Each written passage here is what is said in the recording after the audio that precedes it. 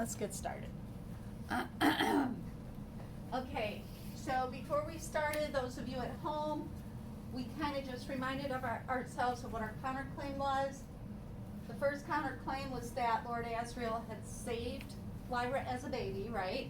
Mm-hmm. Here, JC means that he had the resources and I don't want to say like the knowledge, but the conscience to put her somewhere where she would be safe at Jordan College. So he cared enough about her that he felt it was important for her to be safe, and with him wasn't. I mean, we clearly know that.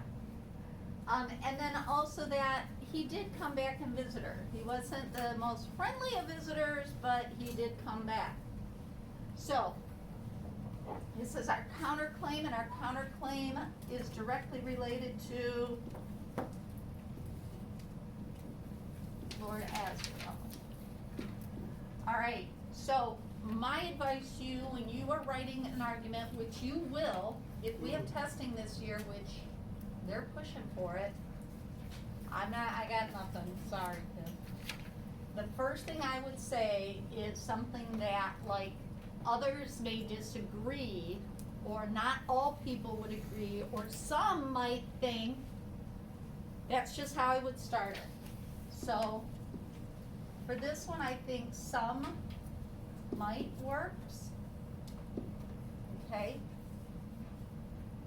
And then I always close my argument with a sentence that starts with something like this. Can you read it?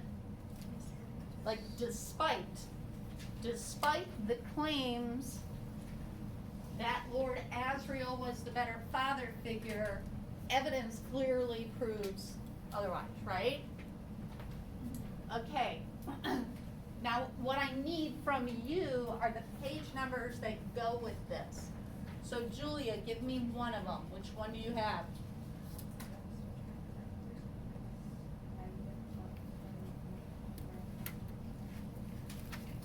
Gracie, which one? The first one where he saves her as a baby, I have an example on page 122, and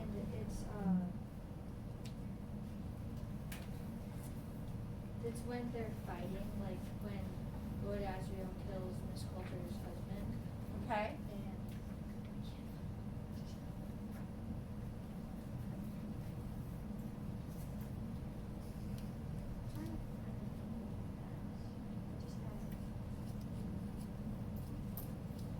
Does anybody see the quote she's looking for? You think you have it, Bryce? I have a similar quote on that page as well. It's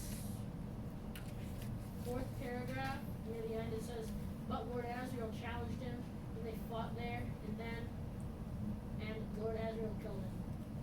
But how does that save her? Are we going to be able to pull away from that? Isn't there something about how he grabs the baby, or he says somebody take the baby? What are you thinking, Kira?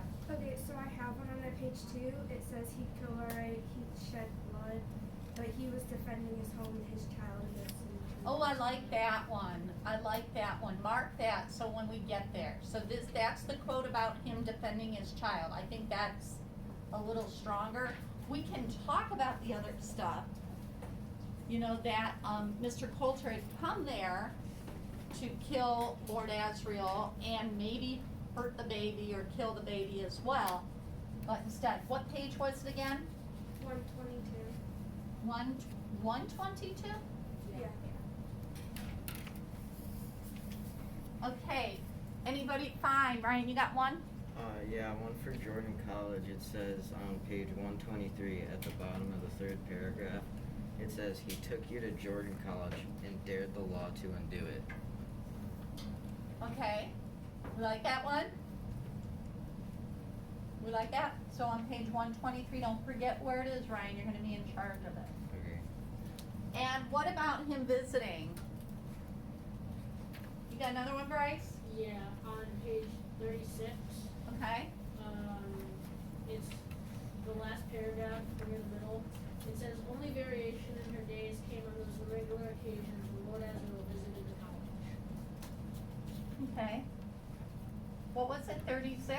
Yep. Does that work for everyone? Okay, so for our counterclaim, our introductory sentence is going to be like, some might think that blah, blah, blah. We're gonna talk about how Lord Asriel saved her, and there's a quote on page 122. We're gonna talk about how he had the, I guess, the conscience or the know-with-all to send her to Jordan College where she would be safe, which was on page 123. And then he did occasionally visit her, and one of those visits is mentioned, or in general, it's talked about on page 36. And then finally, our closing statement for this paragraph will be something about despite what others may feel, whatever. All right, let's plan our 5th paragraph because it's the easiest one. What do we do here?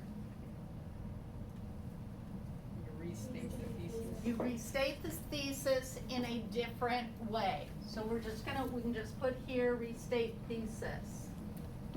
What do we do with our second spoke? What do we do, VT?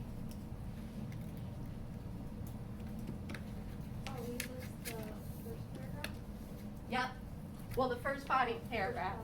So we do, reason number 1, paragraph number 2, summary, right? So you need a summary sentence about loyalty. And then we do the same thing with each of the other paragraphs. So we go to reason number 2, paragraph number 3, and that is like emotions. I'm gonna put emo. And then finally, we have to address paragraph number, or reason, I'm sorry. We have to address our counterclaim, which is paragraph number 4, and that has to do with Lord Asriel. And then we need a powerful statement. Can somebody just give me a word that you feel needs to be in our closing statement of this essay? Patrick. Maybe father figure. But father figures here, I'm not saying that we can't. I want something powerful. More significant. Inseparable. I'm gonna throw that in there. We're gonna make it work. Inseparable. Hope I am spelling right. Now, of course, we do have to say, and right here, this is gonna be very, very brief. This is simply gonna say, some readers might feel that Lord Asriel was a stronger father figure. And then here, we're going to go back to that word like despite or something like that.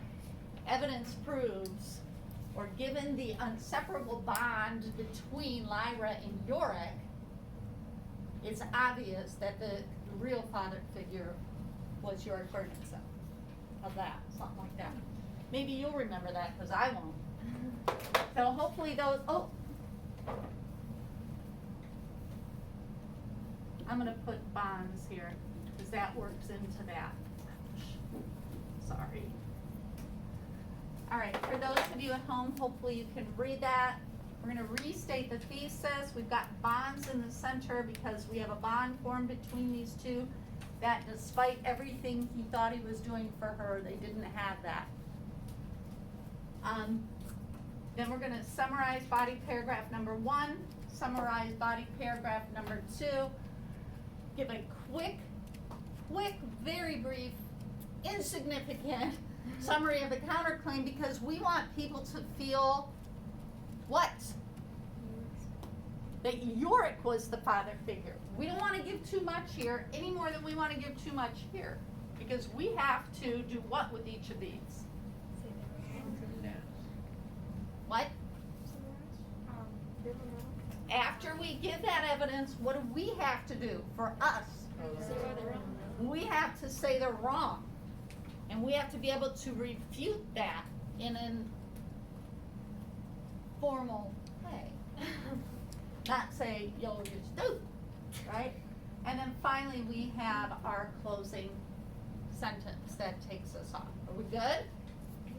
All right, let me stop this.